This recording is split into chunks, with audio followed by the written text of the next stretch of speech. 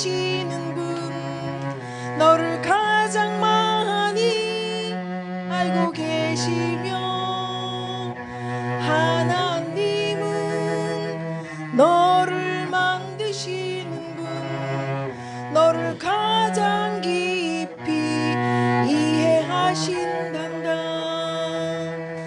하나님은 너를 지키시는 분, 너를 절대 포기하지 않으며 하나님은 너를 지키시는 분, 너를 쉬지 않고 지켜보신단다. 그의 생각 셀 수 없고 그의 자비 무궁하며 그의 성실 날마다 새롭고 그의 사랑 끝이 없단다. 에덴에 사는 하나님의 자녀들이란 제목으로 이베드로 목사님께서 귀한 말씀 증거해 주시겠습니다. 예, 에덴 동산. 저는 그 에덴 동산을 지금 그건 인도자죠. 인도자로 소개할까 해요. 우리가 가까운 우리가 사는 데도 파악이 있죠. 근데 이 에덴 동산 그러면 에덴이란 것은 그냥 이렇게 그런 차원의 파악이 아니죠. 자연스럽게 생긴 것도 아니고 하나님의 우리가 정원을 가꿀 때 이 계획을 세워놓고 이건 여기는 뭐 돌을 넣어야 되고 여기는 뭘 넣어야 되고 다 계획 안에서 그 정원을 꾸밉니다. 이와 같이 당신의 자녀들이 살 그곳을 하나님은 창세전에 미리 계획하시고 여기는 이렇게 해야 되겠다. 아주 섬세한 그 모습을 우리는 보게 돼요. 우리 주위에 있는 그 파괴도 우리가 뭐 종종 놀러 갑니다. 근데 만약에 제가 이 에덴 동산을 여러분과 같이 간다면 맨 먼저 어디 가시겠어요? 맨 먼저 한번 그런 생각 해보셨습니까? 예? 아담의 집. 글쎄 그때 집이 글쎄요. 맨 먼저 되게 보면은 그 선악과에 대한 우리가 그런 인식이 있기 때문에 선악과에 대한 거와 생명나무 이런 걸 생각할 거란 말이에요. 근데 우리가 살고 있는 동네 파괴도 이 들어가기 전에 노티스가 있어요. 예? 이 파괴에 들어가면은 어떻게 하라. 그런 노티스가 있죠. 근데 이 에덴 동산에도 우리 오늘 말씀을 이렇게 읽어보니까 그런 게 있더라고요. 예? 여러분 그런 생각 안 해보셨어요? 근데 얼마나 하나님의 섬세함이 이 말씀 안에 에덴 동산을 한 그 말씀 안에 있는지 지금 오늘은 읽지 않았어요. 이거 오늘 전체 창세기 2장을 선택을 했는데 너무 기니까 요게 강에 대한 내 근원에 대한만 우리가 봉독했습니다. 근데 창세기 1장에서 3절 읽어보니까 제가 읽겠습니다. 천지와 만물이 다 이루니라. 하나님이 그가 하시던 일을 일곱째 날에 마치시니 그가 하시던 모든 일을 그치고 일곱째 날에 안식하시니라. 하나님이 일곱째 날을 복되게 하사 거룩하게 하셨으니 이는 하나님이 창조하시며 만드시던 모든 일을 마치시고 그날에 안식하셨습니다. 하셨습니다. 예, 참 이 말씀을 봤을 때 그냥 이루니라, 여기 1절에 그 이루니라, 만물을 다 이루니라.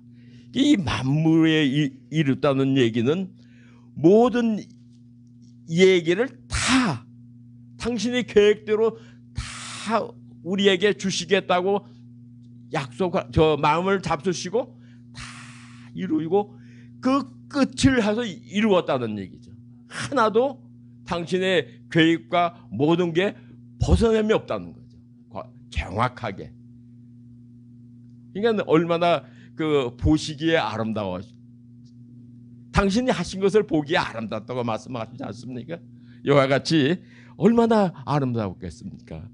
그러니까 2절에 보니까 일곱째 날에 안식하시니라. 그 안식하였다는 그거는 동사 사바트라는 말을 썼어요. 이 사바트는 그 중단하는 의미를 갖고 있어요.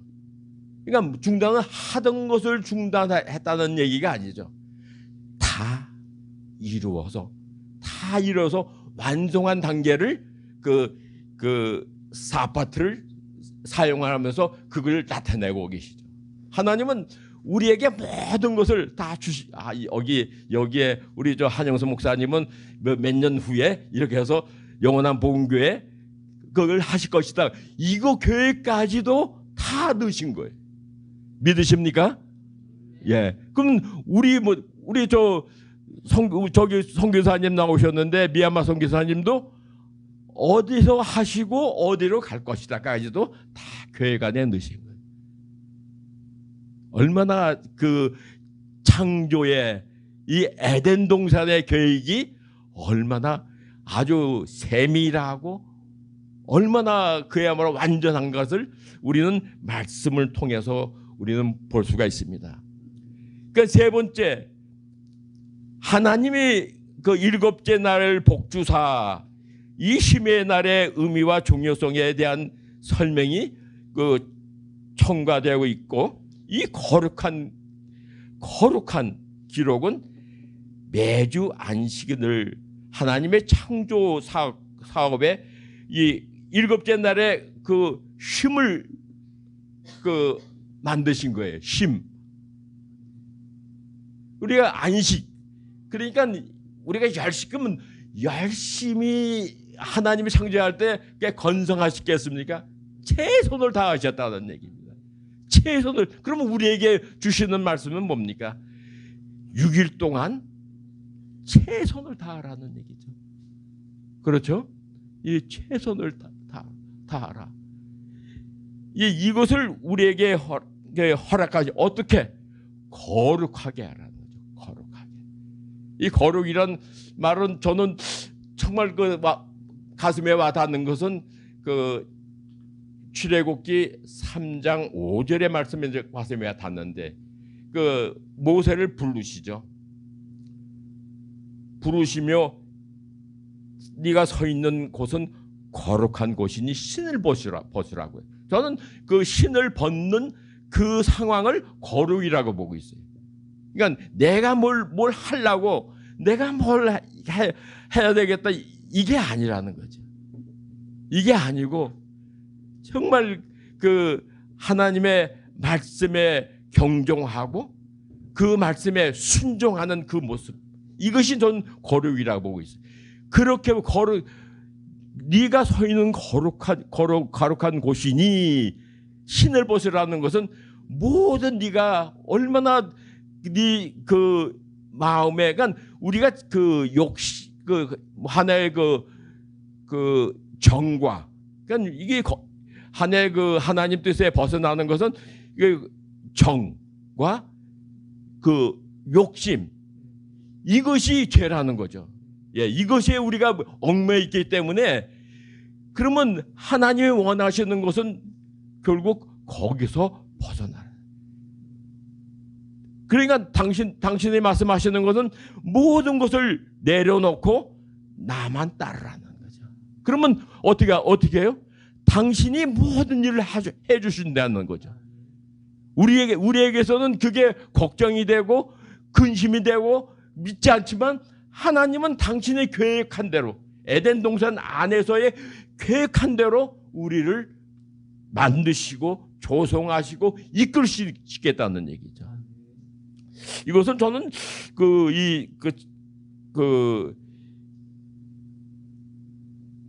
에덴 동산의 그 말씀을 2절의 말씀을 다시 한번 상고하면서 옛날에 느끼지 못했던 것을 너무나 많이 느꼈어요. 그리고 그 영원한 본교에서 그 성경 읽기의 그런 시리즈에 우리 창세기부터 넣었다는 것이 난 아주 창세기를 다시 성경을 다시 보는 그런 계기가 됐어요. 그래서 정말 하나하나 우리가 읽어가면서 그 하나님의 뜻이 뭔가, 그리고 또 이 말씀을 또한 준비해 달라고 그래서 이 창세기 2장을 이렇게 보면 에덴 동산, 결국은 우리가 에덴 동산으로 가야 돼요. 그렇죠? 잃어버렸던 그 에덴 동산을 다시 찾는.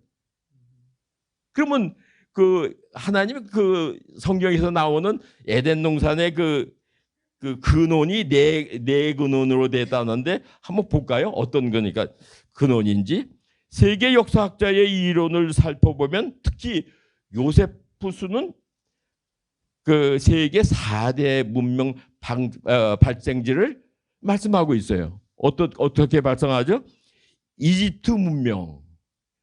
이집트 문명이 그 4대 문명의 발생지다. 이렇게 얘기를 하고 있어요. 그다음에 메소포타미아의 문명, 그리고 그다음에 인도스 문명, 또한 황야 문명, 이게 네 가지를 이렇게 보고 있어요. 그러면 이집트 문명은 뭔가 하고 지형을 한번 봤어요. 고대의 이집트 문명은 나일강의 특성을 갖고 있더라고요. 나일강을 주시해서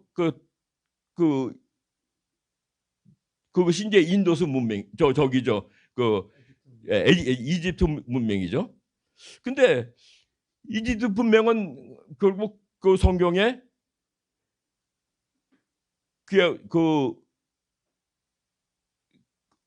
그야말로 이집트 문명에 대한 저기가 우리는 너무나 이스라엘 역사를 보면서 너무나 뼈저리게 느끼지 않습니까? 결국은 430년 동안 이집트에 이스라엘 민족이 거하면서 출애굽하는 모습도 우리가 보아오고, 그러니까 결국은 이집트 문명, 메소포타미아 문명이 또 있어요. 그러니까 인도스 문명. 그러니까 이것을 우리가 구분해서 본다면 성경학자들은 인도스 문명을 인도 둥지를 말하며 문자적 의미는 생육하고 번성하라. 이러한 또 풍족하게 흐른다. 대륙과 대륙의 연결, 하월라 인도 부근의 지역을 말하고 있다고 얘기해요. 그러면 첫째, 이 네 강 중에 첫째 강은 이제 우리가 말하는 비송강이죠. 그러니까 비송강은 어떻게 불러요? 그러니까 비송강의 뜻은 생육하고 번성, 발전과 성장, 풍요로워지는 능력과 부우. 그러니까 비송강의 뜻은 차고 넘친다는 거죠. 그러니까 백과사전을 봤더니만 거기는 이제 창조를 알고 이제 우리 8,000년부터 이게 물이 계속 6,000년에 물이 많이 비송강을 통해서 흘렀다고 얘기를 하고 있어요. 그런 쪽으로 이제 근데 이것을 우리의 성경학자들의 얘기를 보면 심령의 낙원, 에덴을 소유한 성도, 이 생명의 역사가 창일하게 넘쳐 흘러나가는 것을 말한다고 얘기를 하고 있어요. 그러니까 이것이 우리 심령 안에 이 비송강을 통해서 그냥 차고 넘치는 이제 그러한 그 모습을 이 비송간에 통해서 우리에게 말씀해주고 있는데 그것은 생명의 역사는 어느 누구도 막을 수 없듯이 그 강을 막으면 넘치고 또 막으면 또 넘쳐서 생명의 역사가 힘있게 흘러나간다는 그러한 뜻을 갖고 있다고 그 성경학자들은 얘기를 하고 있습니다. 그러니까 뭐 이와 같은 것은 로마 그 네로 황제 때 그 기독교를 탄압하고 그럴 때도 결국은 그야말로 정치와 모든 것을 이걸 기독교가 퍼져나가는 것을 막을 수 없지 않았습니까? 지금 그 역사가 오늘 우리까지도 그게 그 역사가 계속 흘리고 있는 것이죠. 이게 그 비송강의 그 영적인 의미를 가지고 있다고 우리는 볼 수가 있는 것입니다. 그런데 금이 있는 하울라 온 땅에 들렀으며 하울라는 자라게 한다는 뜻이랍니다. 자라게 한다. 하울라는 자라게 한다. 하울라는 비송강에 위에 들러져 있고 지옥에는 금과 음과 각종의 보석류의 산지이다 이렇게 표현하고 있어요. 근데 이것은 결국 지형적인 그 얘기보다도 저는 이 에덴 동산이라는 곳은 결국 금과 은 사실 우리 창세기는 언제 썼죠? 누가 썼죠? 예, 모세가 썼는데 언제죠? 근데 이것이 모세가 살아 있을 때는 그 세상에 금과 은에 대한 그 가치, 보석의 가치가 있었어요. 그러나 창세기는 그 전에도 그걸 비유해서 얘기하는 거죠. 그러니까 거기에 금과 은과 그것을 현재 그 땅에 있었다는 얘기죠. 그러나 그 가치를 모세 때 그걸 표현을 한 거죠. 예, 그걸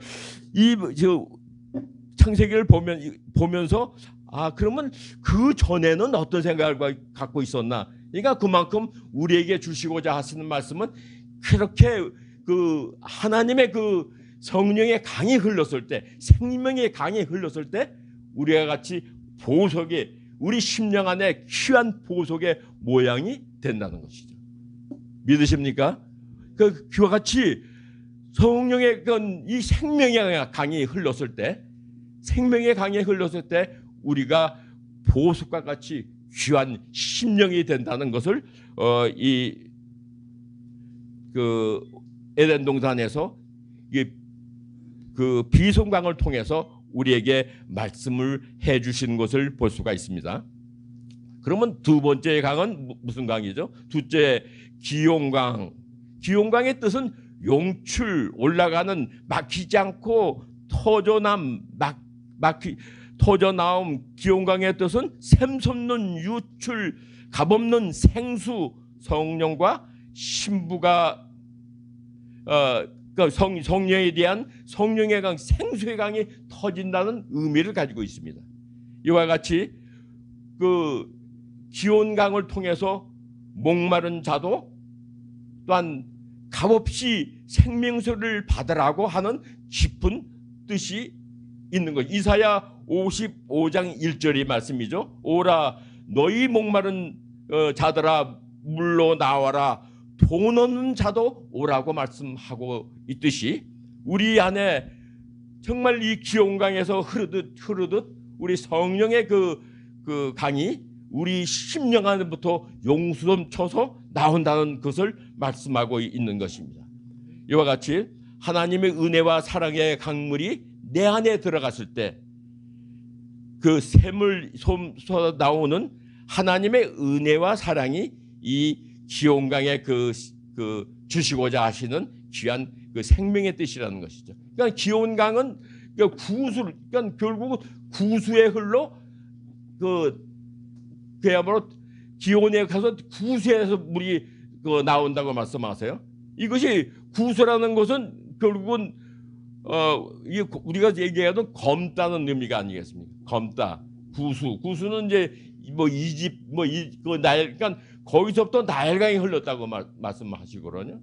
그러면 이 구수라는 뜻은 그 죄로 오염된 타락된 뜻의 내 영혼에 그야말로 새로운 셈이 그 성령의 강이 흘러서 새로운 그러한 그 존재로 그 우리를 바꿔준다는 의미를 갖고 있다는 얘기죠. 우리의 타락한 구수의 기온 샘물만 터졌다 하면 내 죄된 검은 모습이 보이고, 그러나 나는 변화될 수 있다는 아주 긍정적인 그러한 그 강이 그 기운의 강이라는 거죠. 그러니까 기운을 강을 통해서 하나님이 나타내시고자 하는 성령의 강이 내 심령 안에 흐를 때 아름답게 하나님 역사가 나타난다는 것이죠. 그 또 3절로 4절에 그 세 번째와 히데일겔과 유브라데스, 이게 메소포타미아의 문명의 발전기죠. 근데 히데겔은 그 지금 티브리스 강을 얘기를 하죠. 이것은 실제 지금 현재 있어요. 그 우리가 저 터키를 가면요, 이게 그 티그리스 강과 그 유브라데스 강은 지금 현재 흐르고 있어요. 그러니까 터키의 댐이, 우리 갔을 때 우리 그 케이블카를 타고 이제 올라가는데 그 강이 보이더라고요. 그러니까 어느 저희 인도자가 그게 유브라데스라는 얘기를 해서 그때는 그냥 관광했어요. 근데 이걸 하다 보니까 그 생각이 나요. 거기 강이 흐르더라고요. 근데 그 강에 저기를 터키는 댐을 막고 있다. 댐으로 막고 있어. 그것을 그 레바논 그리고 이란에 물을 공급하고 있어요. 그런 말 들어보셨어요? 처음 들어보는 거죠. 저도 그 당시에는 그냥 간과했는데 이번에 이렇게 이 말씀을 상고하면서 이 유브라데스 강이라는 것은 이렇게 근원이 그리고 지금 우리가 갔던 터키에부터 이게 흘러나오더라고요.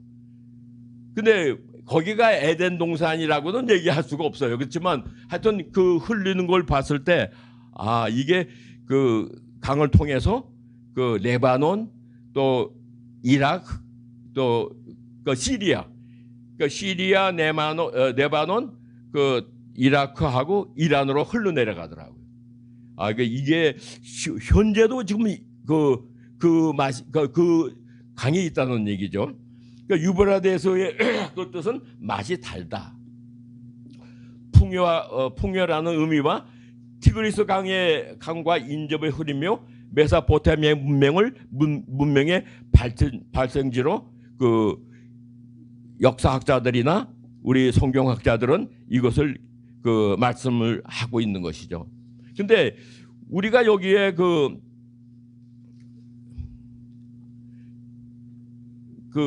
가장 중요한 것은 그러면 이 성경 에덴의 동산을 통해서 우리에게 주시고자 하시는 그 말씀이 뭔가, 이걸 생각 안 할 수가 없어요. 그래서 저는 이 에덴의 동산을 통해서 또 우리에게 주시고자 하시는 말씀은 인간에게 특권을 주시는 모습을 보게 됩니다. 이 성경을 통해서 인간에게 특권을 주시는 거예요. 그러니까 무슨 특권을 주시냐? 우리가 2장 15절을 한번 볼까요? 2장 15절을 누가 한번 읽어 주시겠어요? 여호와 하나님이 그 사람을 이끌어 에덴 동산에 두어 그것을 경작하며 지키게 하시고, 또 16절 한번 보세요. 여호와 하나님이 그 사람에게 명하여 이르시되 동산 각종 나무의 열매는 내가 임의로 먹되. 그러니까 결국 15절 16절을 통해서 하나님이 우리에게 주시는 특권을 허락하세요. 무슨 특권이죠? 자유의지. 네가 초이스할 수 있다는 거죠. 그리고 네가 행할 수 있다는 거죠. 이건 에덴 동산을 통해서 하나님이 주시는 의미는 그야말로 이거 해라 저거 하라 아니고 초이스할 수 있다는 얘기죠. 이 특권을 주시는 거예요. 인간에게 자유의지의 특권을 주셨다. 그러니까 에덴 동산의 각종 그 실과와 맺는 나무를 주시고 임의대로 자기의 주관으로 땀을 쓰고 있는, 또한 마음대로 활동할 수 있다는 것입니다. 그러니까 하나님이 그야말로 에덴 동산에 보면 3장 8절에 보시면 그야말로 아름다운 바람이 불 때 동산에 거느셨다는 제가 3장 8절을 제가 우리가 오늘 본문은 아니지만 제가 하나님의 그 에덴 동산의 모습을 우리가 한번 보겠습니다. 3장 8절에 그들이 그날 바람이 불 때 동산에 거니시는 여호와 하나님의 소리를 듣고 아담과 그의 아내가 여호와 하나님의 낯을 피하여 동산 나무 사이에 숨은지라. 그러니까 하나님은 여기는 바람이라는데 이번에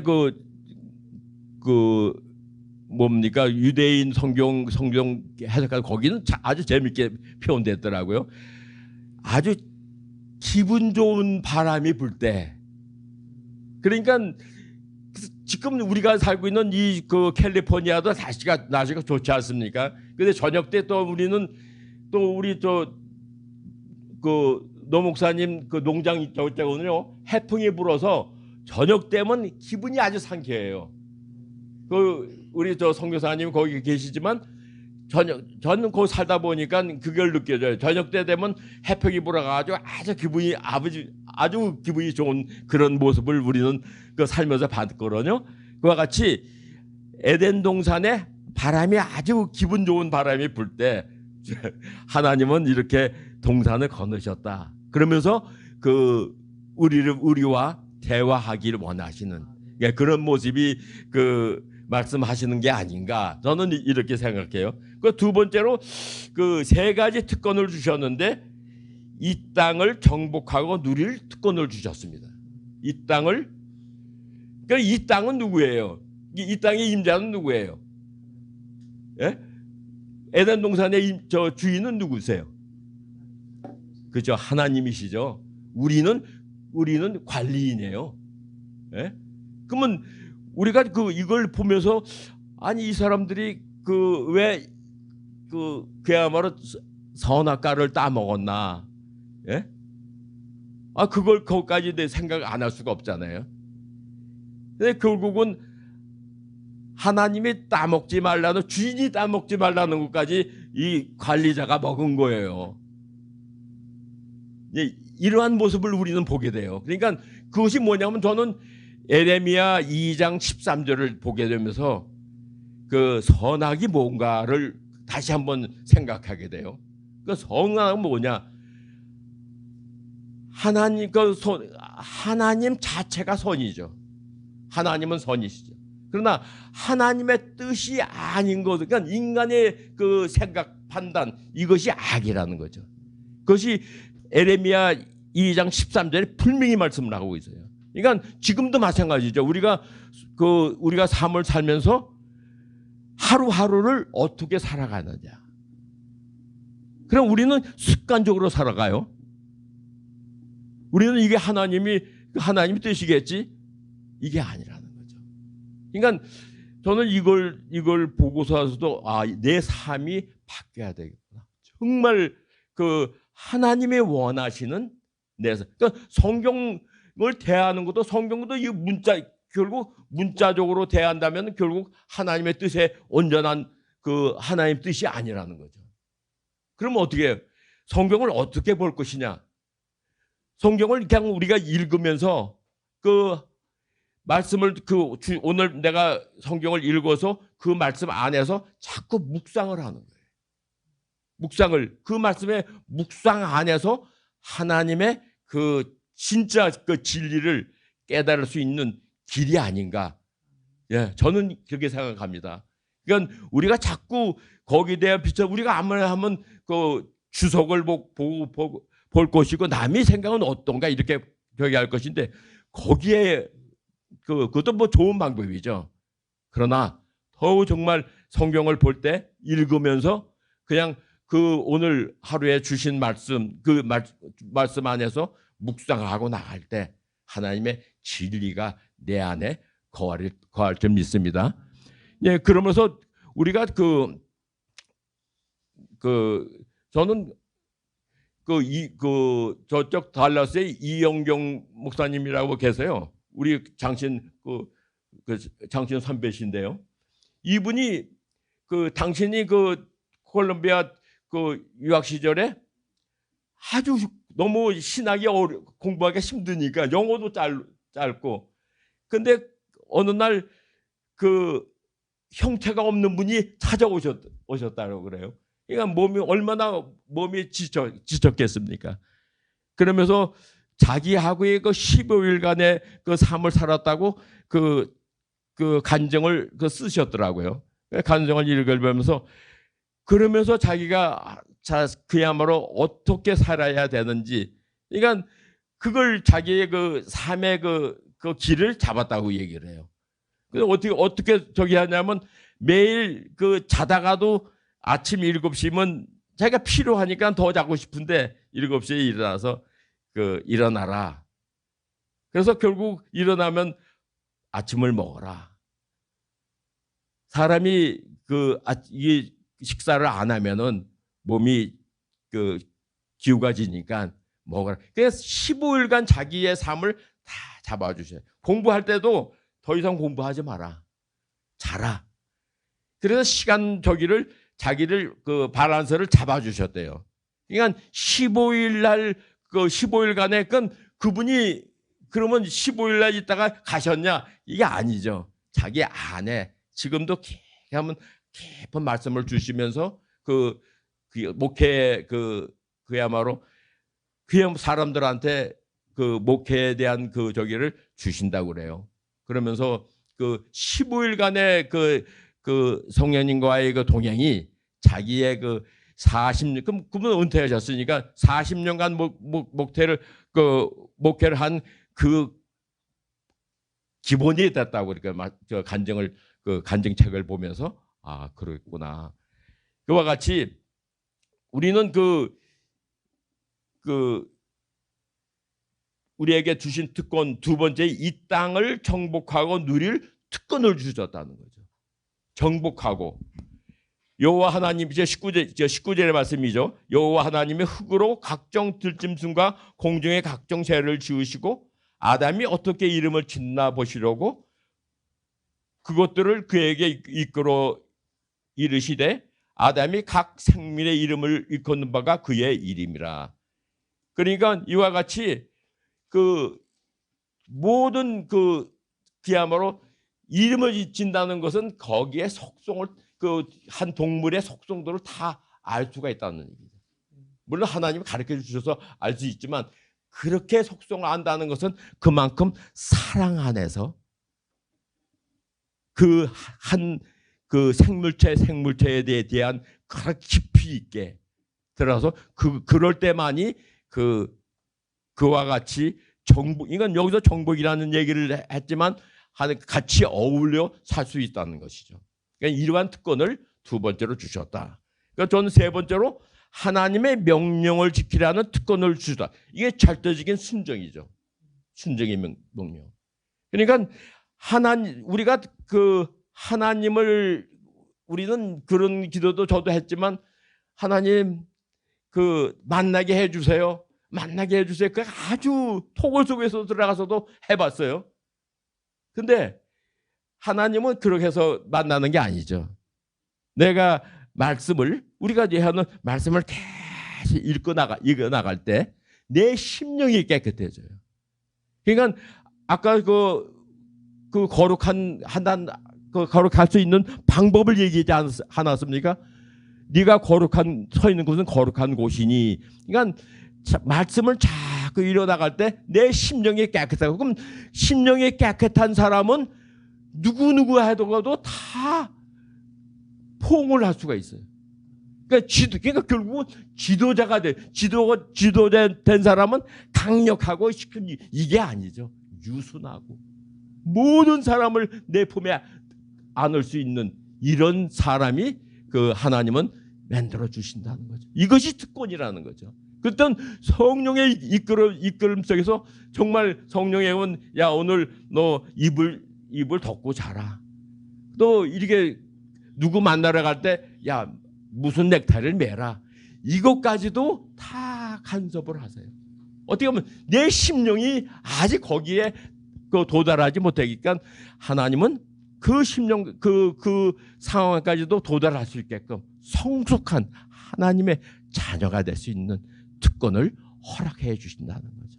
이것이 절대적으로 순종하고 나갈 때 우리는 성숙한 이러한 그 세 가지 특권, 다시 한번 제가 그 자유의지의 특권, 또한 정복하여 누릴 특권, 또 명령을 지키는 특권, 이러한 특권이 저와 여러분의 삶에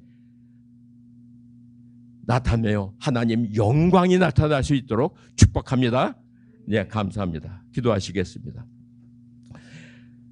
사랑의 하나님, 하나님께서는 우리를 사랑해 주셔서 에덴 동산을 창설하시고 우리에게 귀한 특권을 허락해 주시니 감사합니다. 또 하나님의 말씀에 순종하며 하나님 영광 나타날 수 있는 저희들이 삶에 축복해 주시옵소서. 감사하며 예수 그리스도의 이름으로 기도드리옵나이다. 아멘.